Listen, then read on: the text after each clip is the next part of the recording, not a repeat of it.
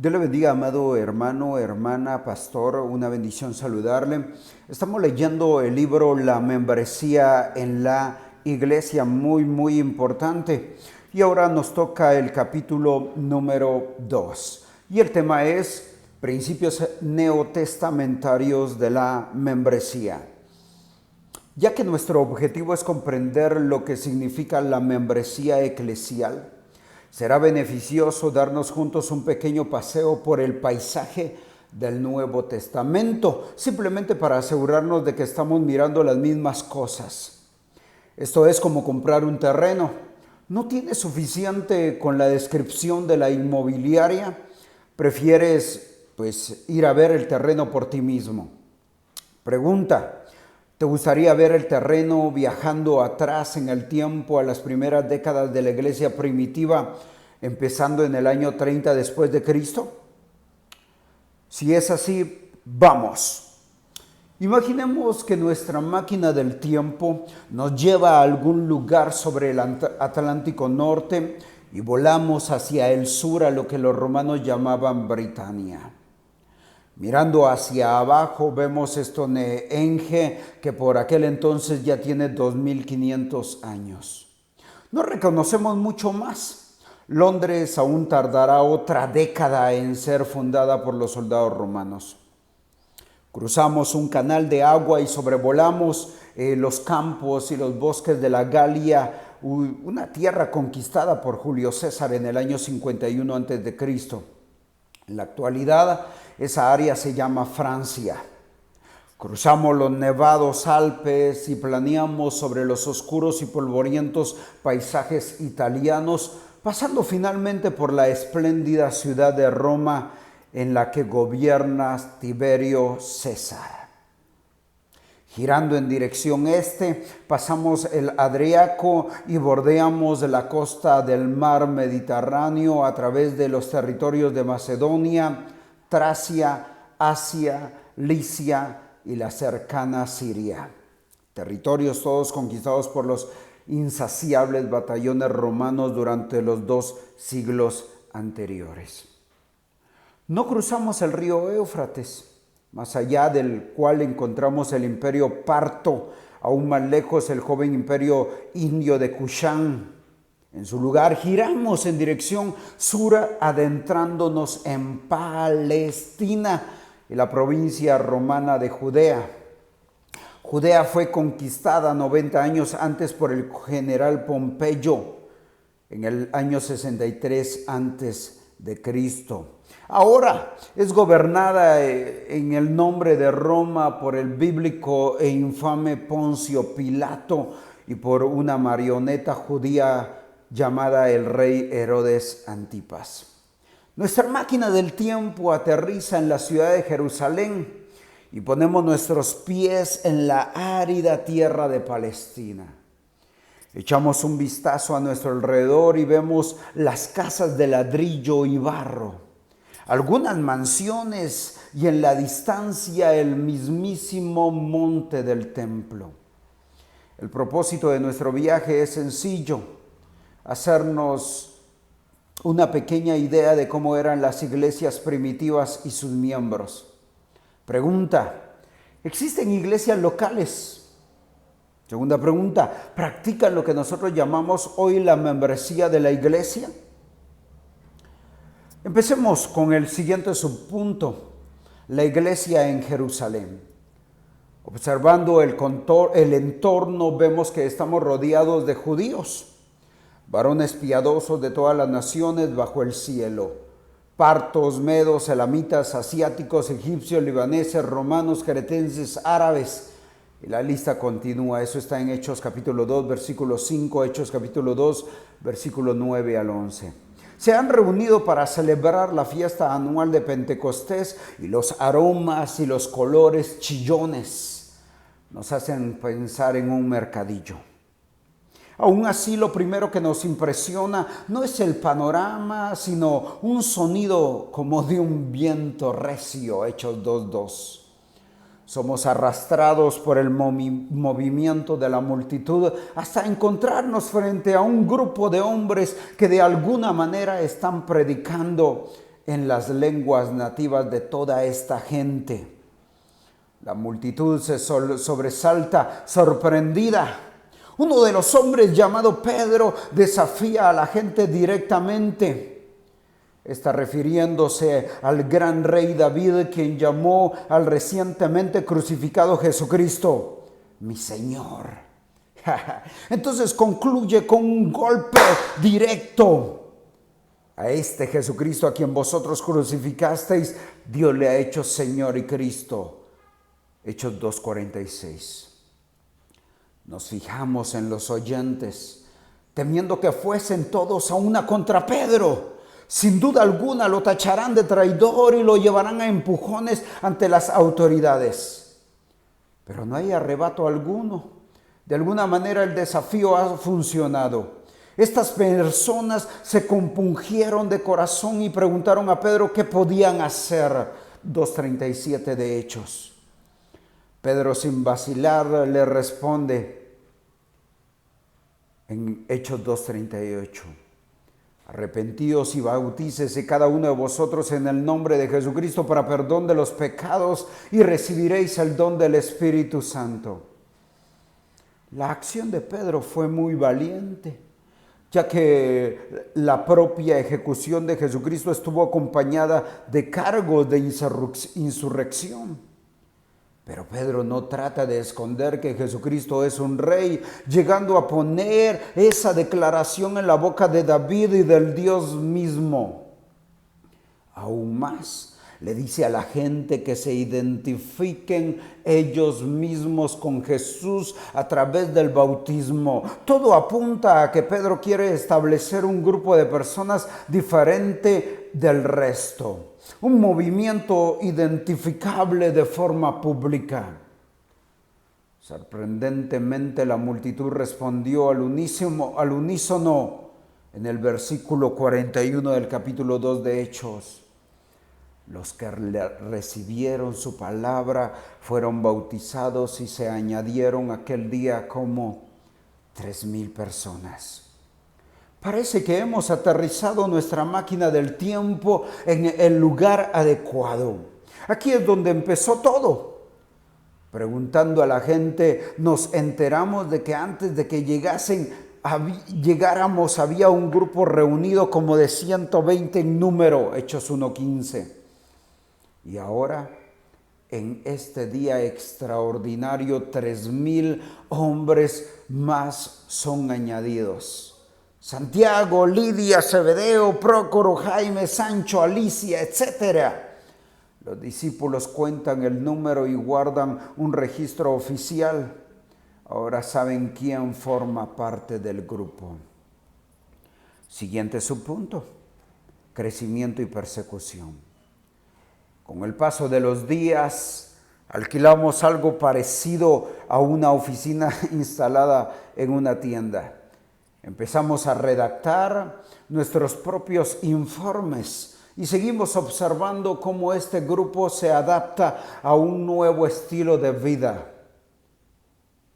En Hechos 2:42 al 45 dice: perseveraban en la doctrina de los apóstoles, comparten comunión unos con otros, practican el partimiento del pan y la oración, se llaman a sí mismos creyentes y tienen en común todas las cosas, incluyendo sus propiedades y sus bienes, y lo repartían a todos según la necesidad de cada uno.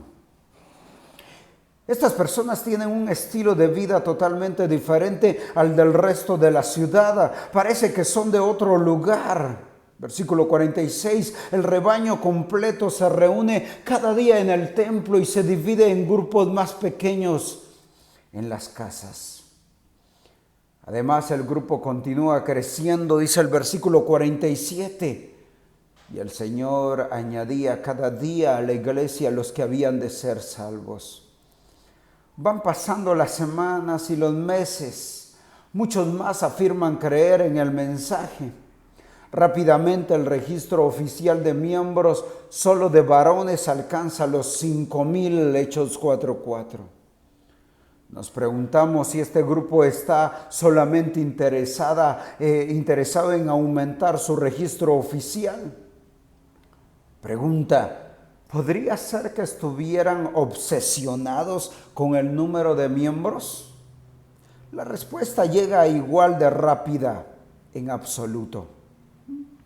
De alguna manera los líderes se enteran de un importante pecado moral y lo corrigen inmediatamente en el capítulo 5, versículo 1 al 11 de Hechos. De alguna manera toda la iglesia, así se llama ahora, se sigue reuniendo unánimes en el pórtico de Salomón, según Hechos 5, del 11 al 12.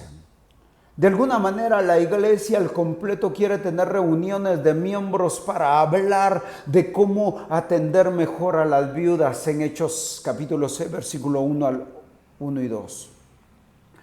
No hay ninguna duda. Estas personas pasan juntos el tiempo y se cuidan los unos a los otros. Su vida en común es tan notable que estudiando la ciudad de Jerusalén descubrimos que el pueblo los alababa grandemente, Hechos 5:13. Aunque claro, no les gustan a todo el mundo.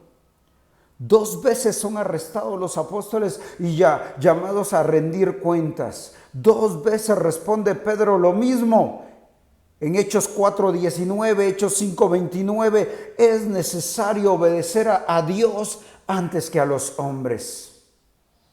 Este grupo sabe que tiene que rendir cuentas a Jesucristo, a nadie más. Ellos no cesaban de enseñar y predicar a Jesucristo, Hechos 5:42.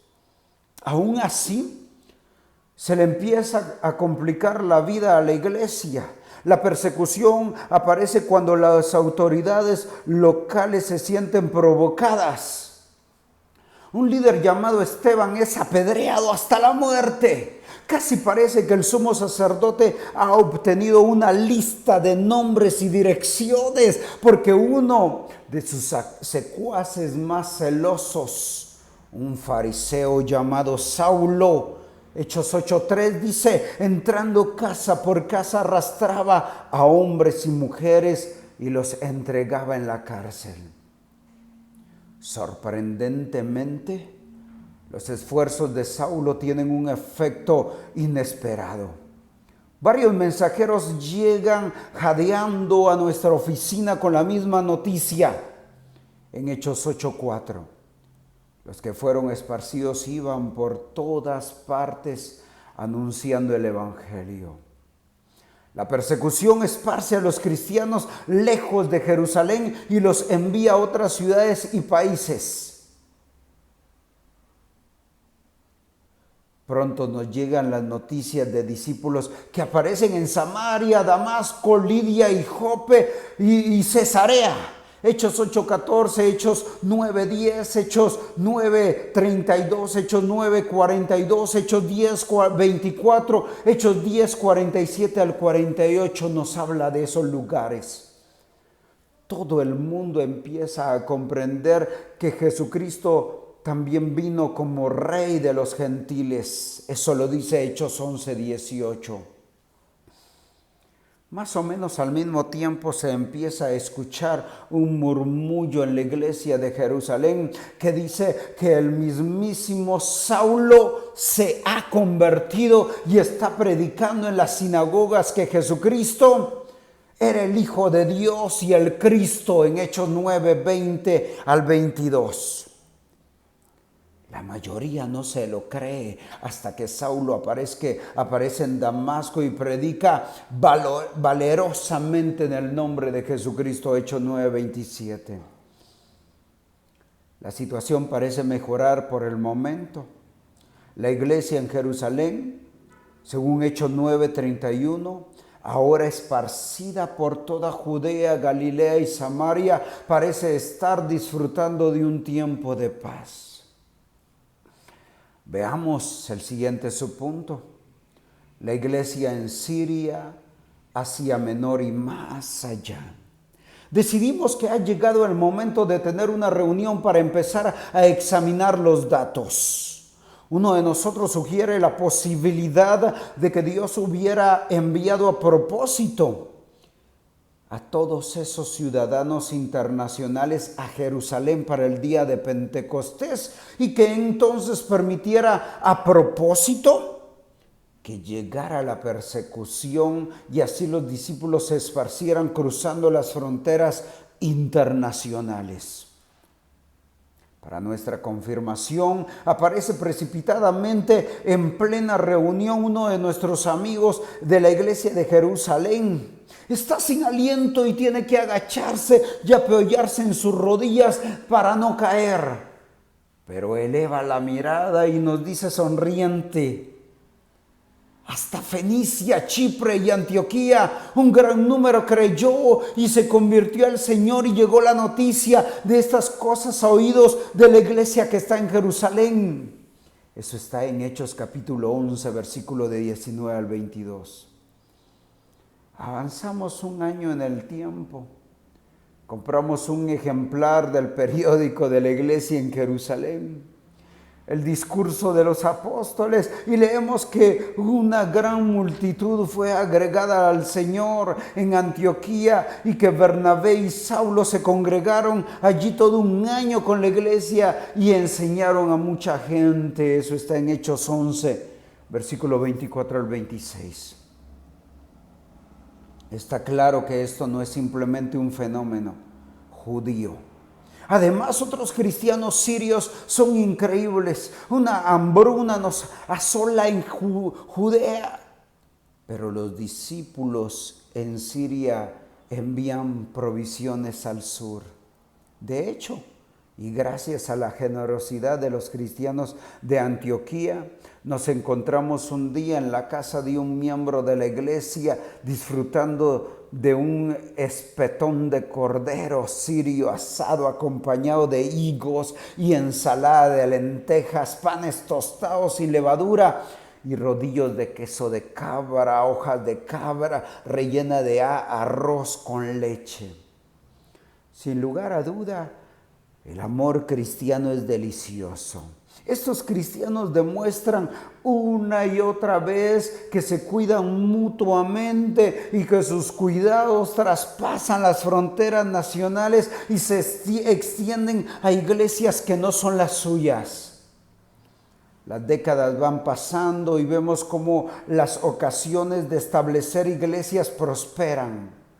Saulo, ahora llamado Pablo, inicia un viaje en el que establece iglesias en Chipre y Asia Menor, incluyendo ciudades como Derbe, Listra, Iconio y Antioquía de Pisidia.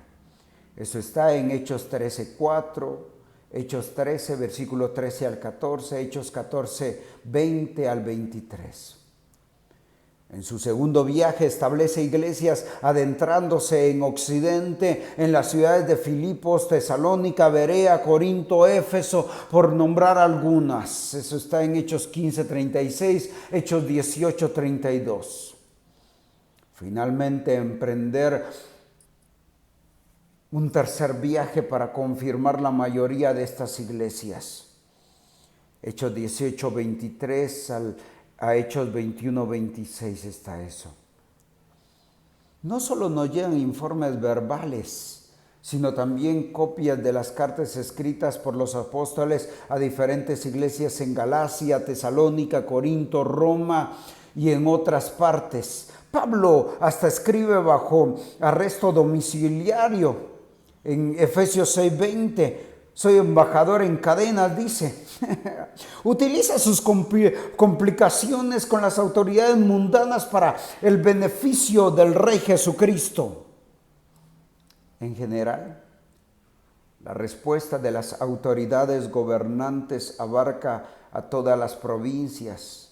Herodes Antipas arresta a miembros de la iglesia y los asesina. Eso está en Hechos capítulo 12, versículo 1 y 2.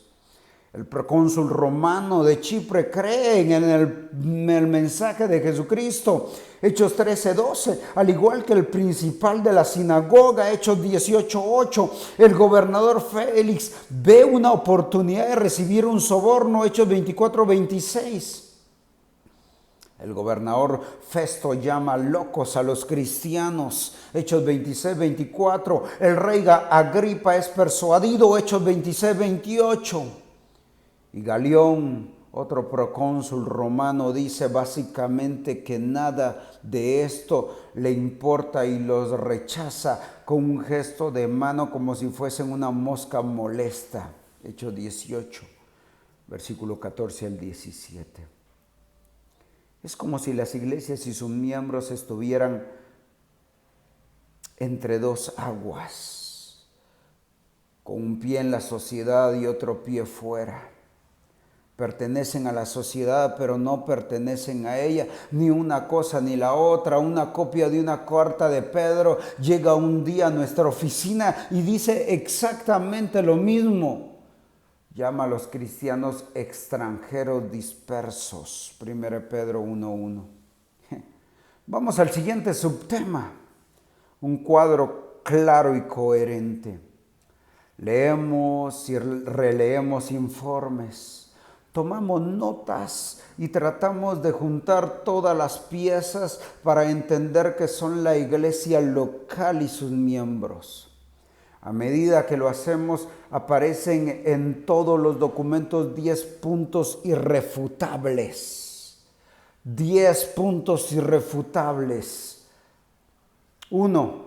La esencia misma de la existencia de la iglesia se basa en el mensaje de un Señor y Salvador. Las mismas palabras que escuchamos en nuestro primer día en Jerusalén para perdón de pecados y Señor y Cristo aparecen una y otra vez en nuestras notas. Los apóstoles lo proclaman. 2 Corintios 4:5, Hechos 17:3, Juan 20:31, lo llaman el camino de la salvación y las buenas nuevas. Romanos 10:9, 1 Corintios 15, del 1 al 5, Efesios 1:7, 1 Pedro 1:3 al 12. Es el Espíritu Santo quien les da la autoridad para decirlo, 1 Corintios 12:3. Estos cristianos respetan a las autoridades de este mundo y se adhieren a ellas hasta cierto punto, pero su fidelidad completa es para Jesucristo. Se llaman a sí mismos embajadores en cadenas y lo arriesgan todo, incluyendo su vida. 2. Los cristianos están unidos generalmente a iglesias individuales, pero que también están correlacionadas. Al principio, todos los creyentes eran unidos o añadidos a la iglesia en Jerusalén. Luego viene una etapa de transición en la que los discípulos aislados son esparcidos, como cuando Felipe explica el evangelio al eunuco etíope, pero todo estos son asuntos fronterizos aislados. Aparte de esto, no encontramos ejemplo de cristianos separados de sus iglesias. Enseguida se establece iglesia en Antioquía, Iconio, Corintio, etc. Estas iglesias siguen comunicándose, identificándose unas con otros y ayudándose mutuamente en tiempo de necesidad, aún traspasando fronteras. 3. Los cristianos se identifican colectivamente a sí mismos como iglesias. Esto lo podemos ver en la manera de hablar de sí mismos. Saulo asolaba la iglesia. Llegó la noticia de estas cosas a oídos de la iglesia. Se congregaban allí Bernabé y Saulo todo un año con la iglesia. Herodes echó mano a algunos de la iglesia para maltratarles. Los cristianos usan la palabra iglesia para identificarse a sí mismos en la vida comunitaria. Las personas pertenecen a algo que es corporativo y mayor que lo individual. 4. Los cristianos poseen un poder especial y una identidad corporativa cuando se reúnen oficialmente. 5. El primer paso de la vida cristiana es siempre el bautismo. 6. A los cristianos se les manda separarse del mundo y no asociarse oficialmente con él. 7. La vida y la autoridad de la iglesia local moldea la vida de sus miembros y las dirige. 8. A los líderes cristianos se les hace responsables por sus ovejas en particular. 9. Los cristianos son responsables de someterse a sus líderes en particular. 10. Los cristianos expulsan de la comunión a los falsos creyentes. Vamos al último subpunto. La iglesia es su membresía. Juntando todos los factores, hay una cosa que es obvia para nuestro comité de investigación en Jerusalén. Ser cristiano significa pertenecer a una iglesia. Nadie recibe la salvación y luego se queda dando vueltas por ahí solito, pensando si va a unirse o no a una congregación. La gente se arrepiente y entonces son bautizados en la comunión de una iglesia. Considerar a Jesucristo como Señor significa unirse a la familia de Cristo. Es automático, igual que ser adoptado significa que rápidamente vas a encontrar sentado a la mesa comiendo con tu familia. El concepto de la membresía de la iglesia está presente en todo lo que leemos y en todo lo que oímos. Y no ninguno de nuestros informes muestra a un profesor de escuela dominical de pie ante una clase pidiendo a los asistentes buscar la sección de 2 Corintios 2c de sus manuales, la definición de membresía de la iglesia. Pero todos, los de dentro y los de fuera, saben a quién se refieren cuando los cristianos hablan de la iglesia haciendo esto y lo otro. Se congregaron allí Bernabé y Saulo todo un año con la iglesia. Herodes echó mano a algunos de la iglesia para maltratarles. Habiendo llegado y reunido a la iglesia, refirieron cuán grandes cosas habían hecho Dios con ellos. Hechos 11:26, Hechos 12:1, Hechos 14:27. Ser miembro de la iglesia significa ser uno de los que constituyen la iglesia. De nuevo, de hecho, sencillamente no puedes hablar acerca de una iglesia local sin hablar de sus miembros. Sería como si trataras de hablar acerca de un equipo, una familia, una nación y sí, hasta de un club sin hablar de sus miembros, porque todas estas cosas son eso, sus miembros. Terminemos de vuelta al futuro. Parece que hemos encontrado lo que vivimos buscando. Aunque han pasado algunas décadas, está claro que las iglesias locales han existido desde el comienzo del cristianismo.